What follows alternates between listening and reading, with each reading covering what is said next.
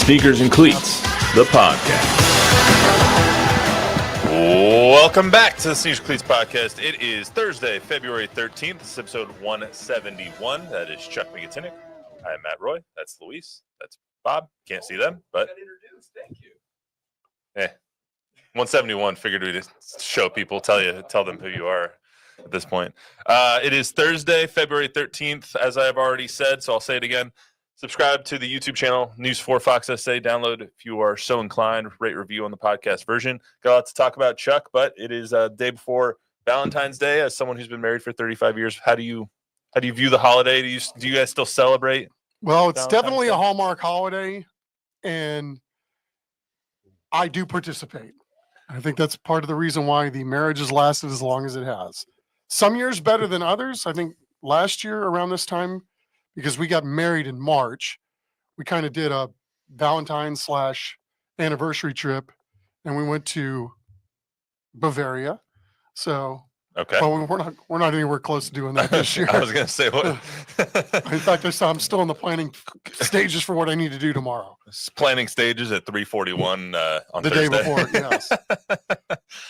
Jordan and I are celebrating tonight since I work tomorrow over on the Fox side. So we're going to dinner tonight. Already did my HEB trip and got flowers for her. So she doesn't know that though. Hopefully she's not listening. So they can be sitting there. Shouldn't this be a two-way street though? Shouldn't you be getting something out of this deal too? In terms No, of actually, flowers or candy I'm or something? very devious. So I told Jordan we weren't doing presents this year because I didn't want anything, but I always had the full intention of giving her something.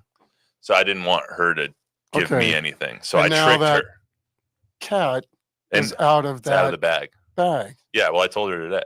I was like, I got you a present. She's like, well, you said no presents. And I was like, I said no presents for Now she me. knows that she can't trust you for next year's Valentine's. She should know that already. It's 2.5 years in. Okay. Anyway, we got a lot to talk about.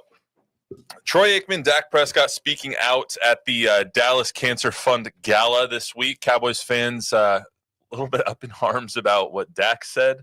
That was delusional, to say the least. Basically said that they're very close to competing with the Eagles for Super Bowl title. We'll talk about that.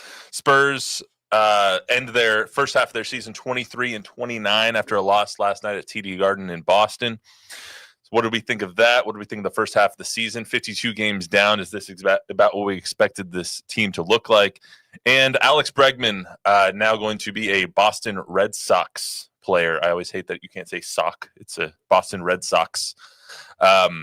He will be going to the Boston Red Sox, leaving the Astros, joining his former bench coach in Alex Cora. So we'll talk about all of that if there is time at the end of this. But I want to start with the Cowboys first, because why not?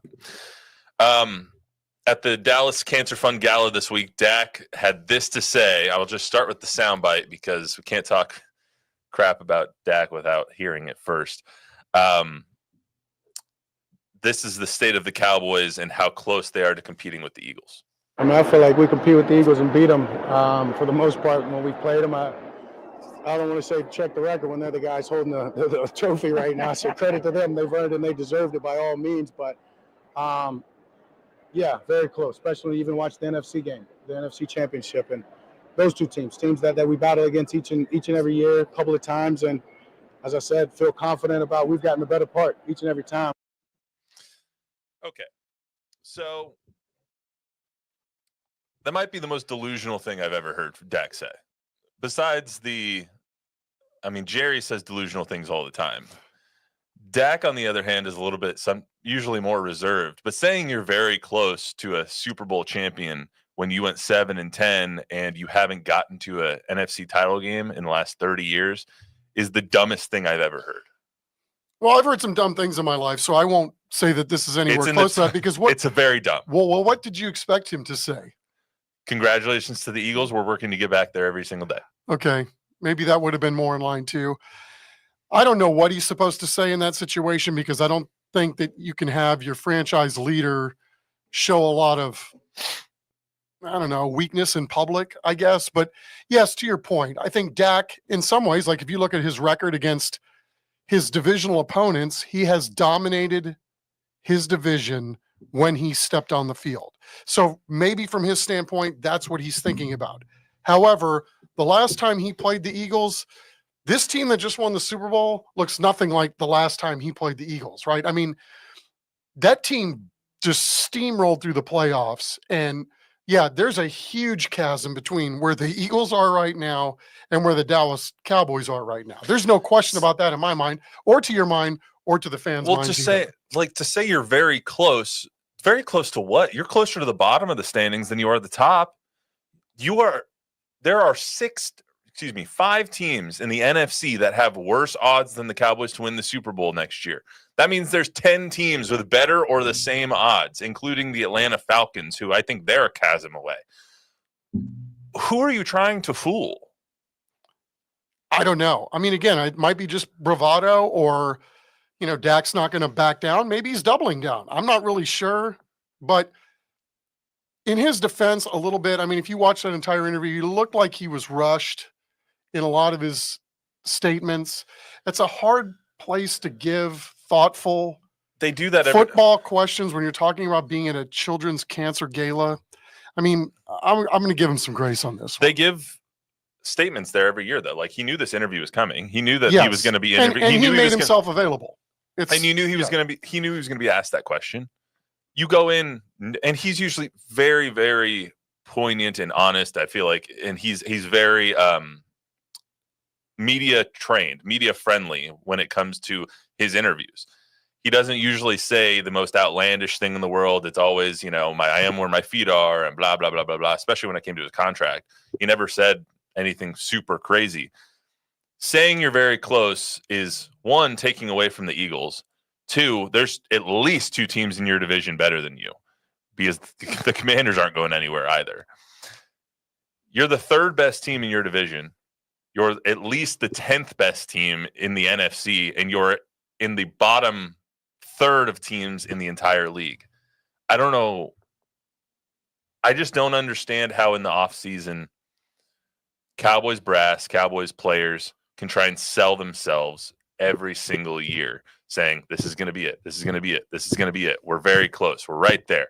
No, you're not. Stop. Yeah, they've got to do something in free agency, I think. They've got to do some sort of a splash, get the dogs off at this point, right? I mean, and there's nothing they can really do while we sit here during the offseason that's going to alleviate the pressure or the heat that they brought on themselves for their record last year. And then given all the, the new coaching and everything else, the heat is going to be on until we start this new calendar year. So, this is why we're nitpicking what Dak said at a cancer gala. Yeah, I mean, and Troy talked at the gala as well. Troy Aikman, obviously Cowboys legends, always talking.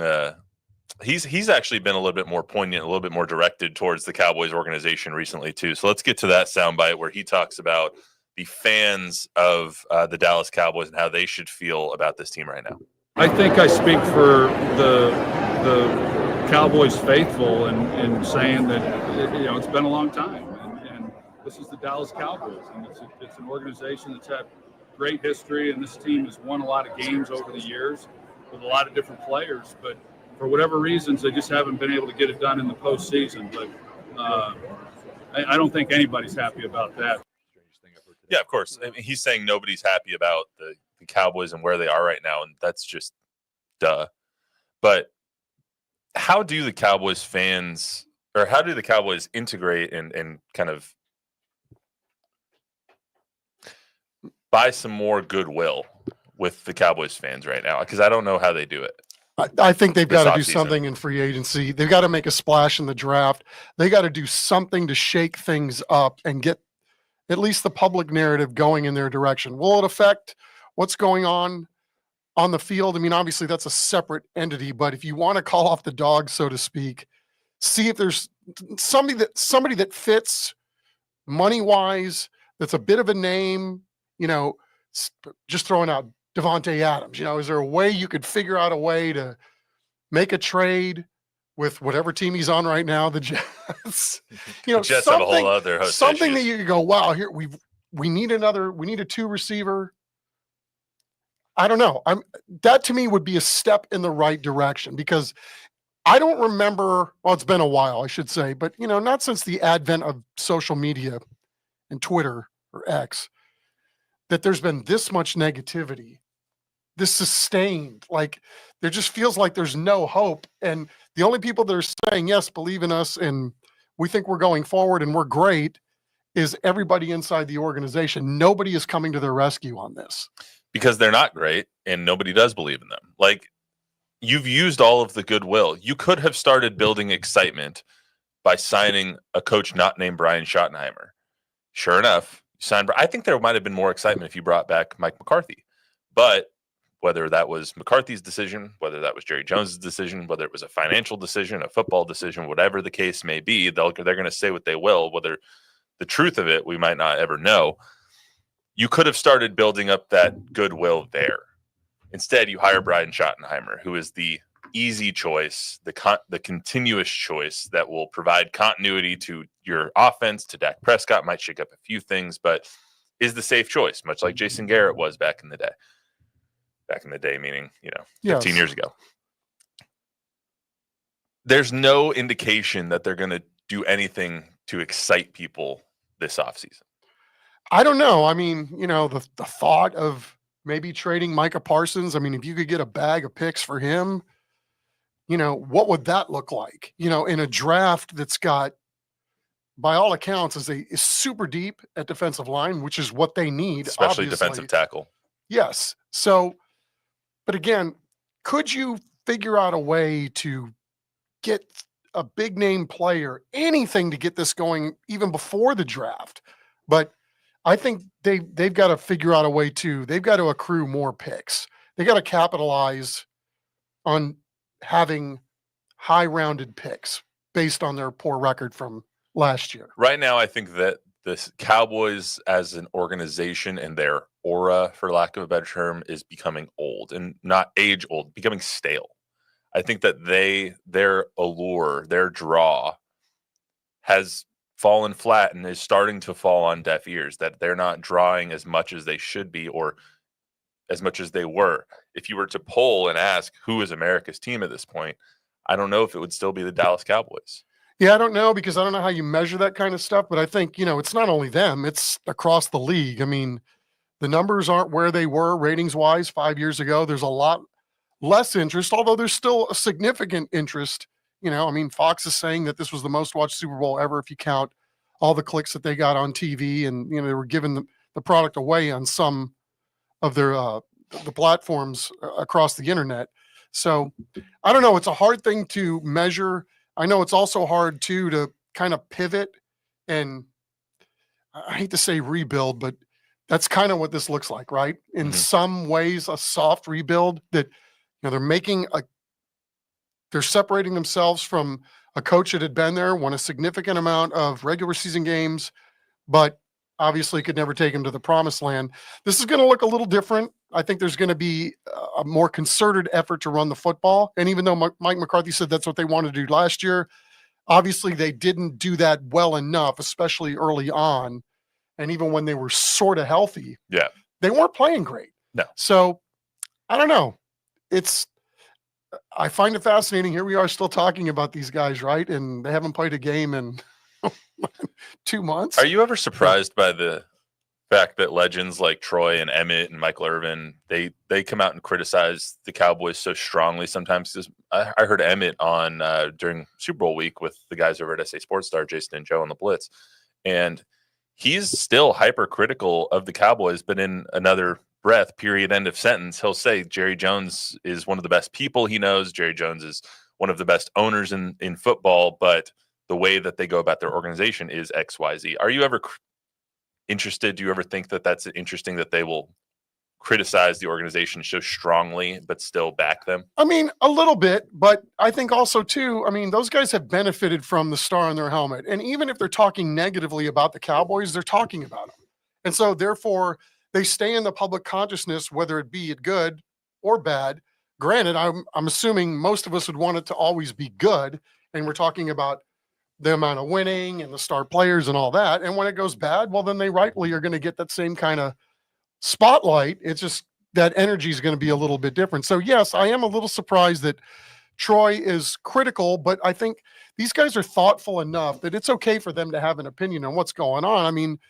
The results are what they are. If you win 7 ball games and the expectation was that you were going to not only make it to the playoffs, but make it beyond, then it's fair for everybody to have an opinion on how we got here. I just can't believe that Dak actually said they're really close. I really can't. I saw that the other day. I was like, "Are you kidding me?" Yes, Bob. One comment from Daniel. Hi, Daniel. He gives us not us. He gives the Cowboys a thumb down, and he says, as long as Jerry is there, they won't win. Yeah, I agree. But Steven will take over after that, so good luck. Yeah, I don't they're know. going to end up like the Cleveland Browns. Again, I mean, they've had a Super Bowl drought, Sorry, but Bob. they've won some ball Exactly, games. it's true. They haven't won the biggest ball game in a long time, but Or the second biggest know, ball game. that too. I mean, again, the criticism, they know it's coming, but this is what you get when you've put yourself out there like they have, right? This is what they've signed up for. This is why they're the most valuable franchise on planet Earth. He being Jerry has Or a reason, I should say. put his team in the headlines for all of the wrong reasons for the last 30 years. He's devalued the value of a coach for the last 30 years, saying there's 500 people that could have come in and coached that team in the 90s and won a Super Bowl with it. Well, this offseason, he interviewed 4 and came up with Brian Schottenheimer. So he's not doing anything to help himself in the public eye at this point. Well, let's see what Schottenheimer does. I mean, again, you got to start somewhere. I mean, it wasn't that long ago we were talking about Andy Reid never being able to win the big one, and now the guy wins all of them just about. Okay. Andy Reid. Dude, Brian I'm Schottenheimer. old enough to know what the thought process or what the public sentiment was on Andy Reid. He was the modern day Marty Schottenheimer. Great coach, but can't win the big one. And now look what's happened just in the last 6 years. He left the Eagles as the most winning coach in that organization. So, and Mike McCarthy, where's he at when he leaves the Cowboys? That's what I'm saying. I'm old enough to have seen how these narrative streams can change. Just let's give the guy a chance. I don't want to. Nope. Man. Let's get to the Spurs real quick. So the Spurs lose last night, the last game before the All-Star break. They finish the first half of their season. It's 52 games, but they finished the first half 23-29. Encouragingly, last year at this time, they were 11-44. So 12 games improved from where they were at the All-Star break last year. But their loss last night was, like a lot of them, disappointing. Got out to a big deficit and down 19 at halftime, cut it to 8 early in the fourth quarter, I want to say like 93-85, something like that. And then they get outscored the rest of the way. What was your take from last night's game before we hear from Coach Mitch Johnson? Yeah, they got big brothered last night. I mean, yes, they got buried after the first quarter. And then I think the narrative was, well, we played them well after that. It's like, I don't know that Boston was that engaged. To me, it was getaway day. It was the last day before Yeah, All-Star I mean, break. at that point, Boston knew that they could maintain speed and distance and really not have to give max effort to win that game. But it just also, another example of where the Spurs are as a franchise right now, right? They're a growing team. They're a young team. They're trying to get to a place where Boston is, and there's a significant difference right now. Fair enough. This is Mitch Johnson, the acting head coach of the Spurs, after the game. I think the team has made tremendous strides in their consistency and their maturity and trying to play and execute in what we ask. And I think that's going to be the continued goal. And I think anytime you improve, expectations come with that. I think anytime you add a good player, expectations come with that. And I think that we will be stubborn and not skipping steps and trusting that we're going to go about this the right way while also being maniacally about trying to win and compete. If I hear one more person in the Spurs organization say we're not skipping steps, I'm going to blow my brains out. It makes me absolutely. No, please don't. It's not that important. It makes me absolutely want to vomit hearing them say that. You're not skipping steps by acquiring De'Aaron Fox, but you're taking the next step. And so far, the team with De'Aaron Fox has not taken the next step. He is correct, though, by having Victor on your team, by having CP3 and Harrison Barnes and De'Aaron Fox on your team, expectations come along with that. So I don't think that Mitch and this team are overlooking those expectations. I just think that they're not living up to all of our expectations, which makes me question, are our expectations of this team too high? I don't know. I mean, no, I think again, you pointed out, we're not watching last year's team, thank God, right? I mean, this is a lot easier to watch. They're much more competitive, more sustained competitiveness during the course of games. I feel bad for them in some ways because I think they were playing pretty well before the trade deadline. Then you add a alpha like De'Aaron Fox is, and we saw how well he played in that first half of the first game and how assertive he's going to be, that he's going to command a lot of attention. He looks different than just about everybody else on the floor. And I feel bad that they make this trade in the midst of the longest road trip of the year, right? Yeah. So there's not time to, go to the gym and work out for a couple hours and work out some things. I mean, end of game scenarios look pretty rudimentary, put everybody in the corner and then we're going to play the 2-man game at the top. They haven't even practiced yet. Correct. So, I mean, how do you expect there to be any continuity with the talent level that there is in the NBA? And then, like, using Boston as an example, how much continuity and how well and how long that team has played together. Reigning champs, yeah. Yeah. So it's tough to be able to win close games, or any game for that matter, I would think, on the surface, by adding a great piece like this, but then everybody else trying to find their way. And what does this look like? And as Mitch pointed out last night, made a couple of great points. If you put this guy here, then it messes up the ecosystem over here. There's a lot of moving parts right now, and continuity is something that will probably come in time and maybe with a little practice. But right now, it's obviously not where it ought to be. Yeah, I mean, I don't think it can be overstated the amount or the value of practice in the NBA and in all sports. I mean, they need time to gel and get together. I think my expectation was that, you got De'Aaron Fox, now you're going to win all these games because Charlotte sucks and because who else did they play? They beat the Wizards by 10. What was the other team that they lost to I don't know. I'm sorry. I'm in the ever present now. There's another team that they lost to that is escaping. Magic, yes. Magic, thank you. They lost the Magic by a point, and it's like, I thought that they were going to plug De'Aaron Fox in. They were going to be like, okay, Charlotte sucks. We're going to beat Charlotte. Orlando's injured. We're going to beat Orlando. We're going to beat Washington. Okay, 4 games in a row. Maybe we lose to Boston on getaway day. I think my expectation might have been too high, thinking that you can plug and play someone like that in, and it wouldn't take some adjustment time.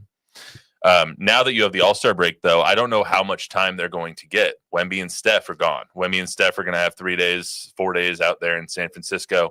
They don't play again until next week, so maybe they get a couple of days of practice, but you got to give Wemby and Steph a day off or two, right? Like, how much practice are they going to get in between now and their next game? I don't know. How much continuity can be built? Probably not a lot, and you're still on the road until the beginning of March. Yeah, and then they have a late game when they come back in Austin at 8:30, and then they play the next night against Detroit in Austin again too. So to your point, it's tough, right? Like, so how are you supposed to make a leap going forward for the rest of the year? But you're not going to turn down a De'Aaron Fox in a trade. For Absolutely sure, not. I mean, right?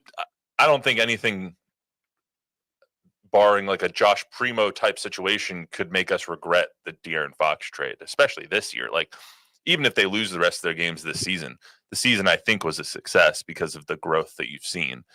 And the De'Aaron Fox trade will not be judged based on this season. It'll be judged based on the subsequent seasons to come. Agree. I thought Mitch said something interesting last night, and I'm always fascinated when, like, there's, to me, saying the quiet part out loud and nobody seems to be picking up on it. But when he says last That's why night, you're here. well, thank you. But I mean, when he says last night that we need to find guys that are committed to playing with one another, that tells me a lot. And again, we're going to give him grace, right? Because of the trade and no practice time and all that. But I think there's a broader issue here that he's pointed out more than once, is they're looking for guys.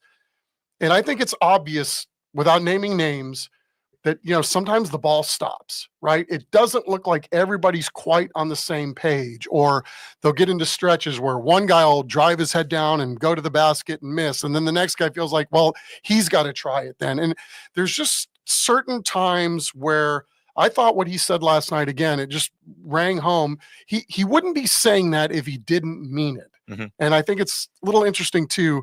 There doesn't seem to be a lot of people out there giving Mitch Johnson any grace, given everything that he's had to, at least on, the internet, I mean, say. For about 4 months in now to the Mitch Johnson tenure, the interim tenure as head coach of the Spurs, while Coach Popovich still recovers from his stroke.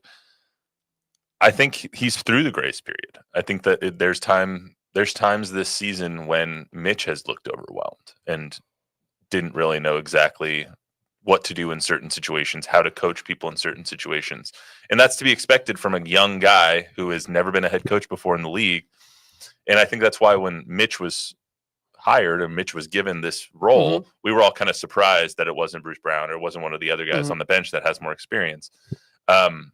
So in terms of how much grace we're giving Mitch, I think that we're through that now. Like if he's going to be the head coach the rest of the season, which there's no indication that he's not going to be, he's there to be criticized too, and he deserves some criticism for what he's done with this team so far. Yeah, I like his demeanor. I like his body language. I like the way he's thoughtful and expresses himself in post-game press conferences, pre-game press conferences. Yeah, he's a good sharer of information.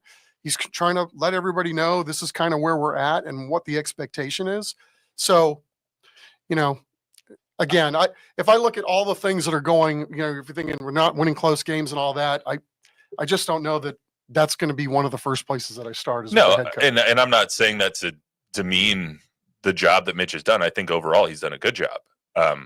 But I'm just saying he's not above being criticized. That's fair. Anything, Bob? Yeah. As are we all. Scott's got a somewhat controversial take here. He says, how can they have high expectations without a solid big man?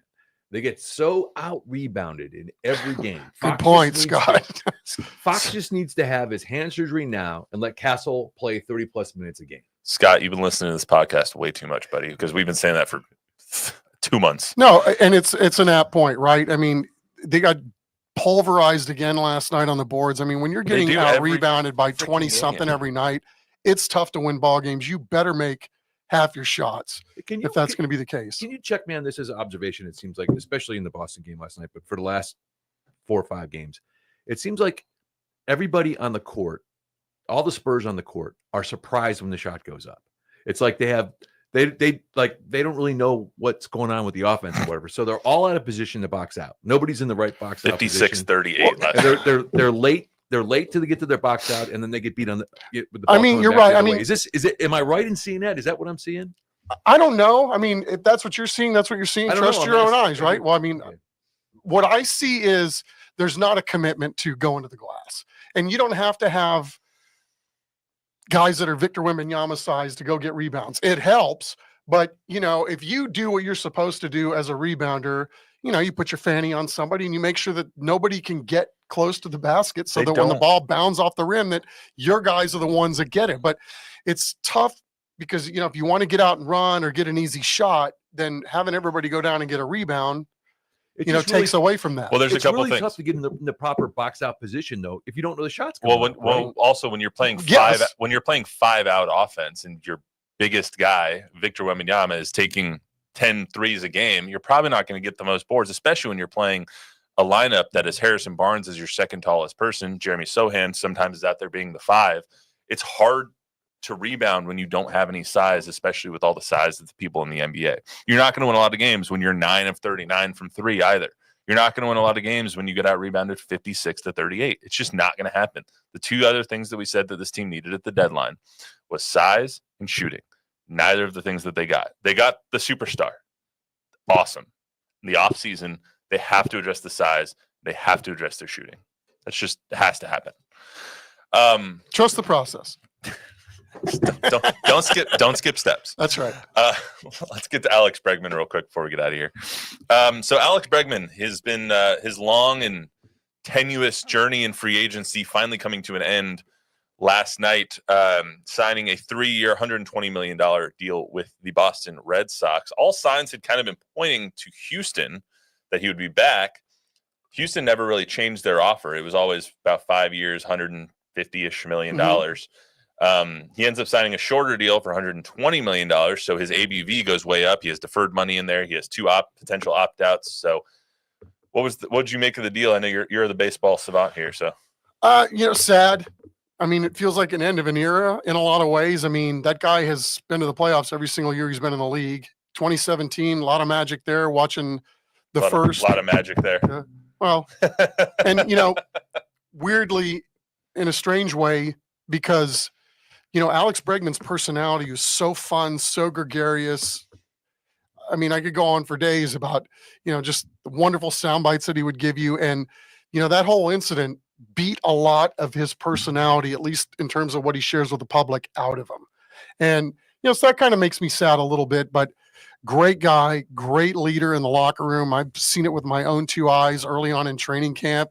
You'll see a gaggle of Spanish speaking players in the corner, and he'll go pull up a chair and he'll just start riffing with younger guys. And there's a winning culture here where a lot of these faces have changed, albeit this will be the first time with Bregman. So it'll be interesting to see if they can keep that winning going. And he meant so much more to the Astros than just picking him at third and, being a clutch guy, especially in the postseason.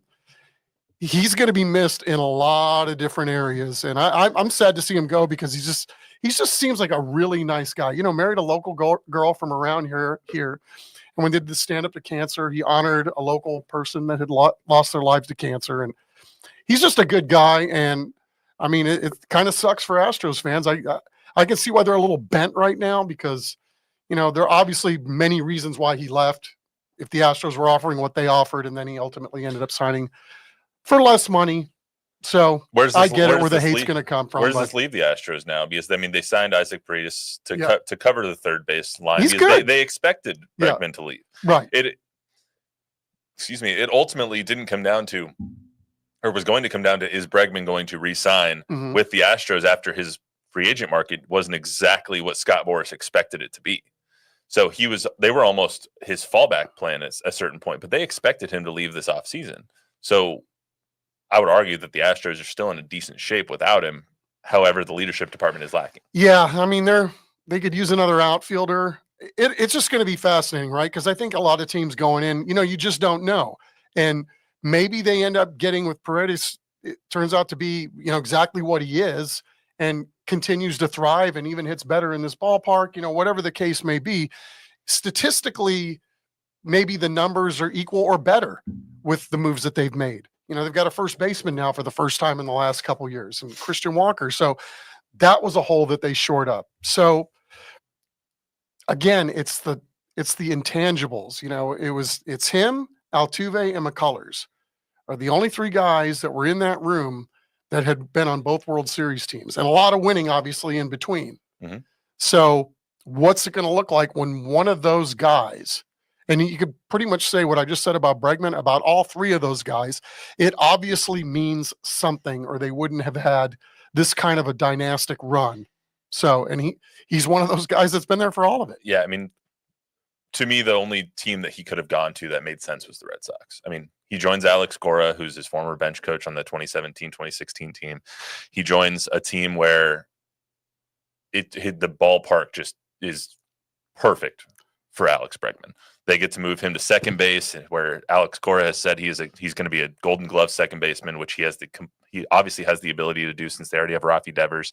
He's probably going to move again when they bring up the fourth ranked prospect in baseball. But his swing is going to look so beautiful going over the green monster. Excuse me. He's going to have a lot of loud singles too.